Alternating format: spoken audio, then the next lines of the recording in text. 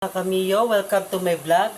Gagawa po tayo ng carbonara na swak po sa bulsa po ninyo.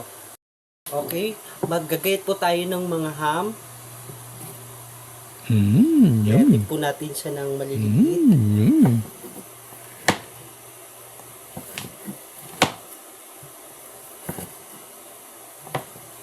Ganito lang siya kaliliit.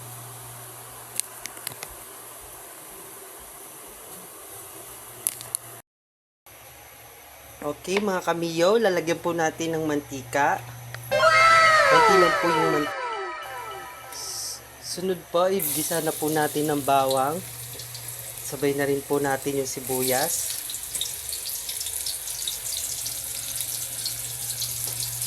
Then, haluin siya. Hanggang sa mag-golden brown po yung sibuyas at bawang. Okay mga Kamiyo, dahil po na-golden brown na po siya, ihulog na po natin ang ham.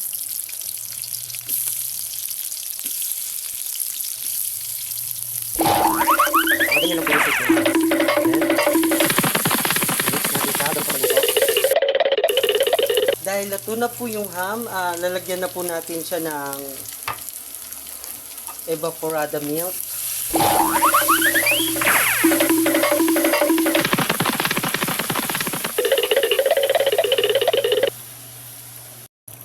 Yan.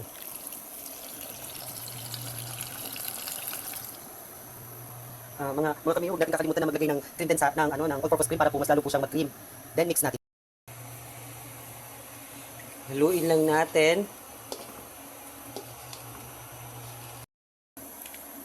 Lagyan po natin ng bechin.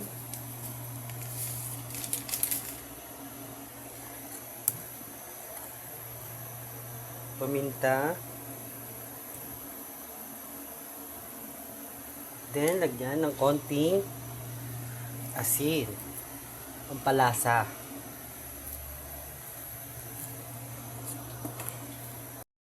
Yan, hintayin po natin siyang mag-creamy.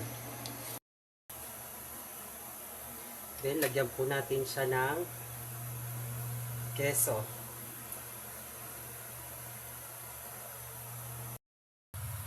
Then i-mix na po natin ang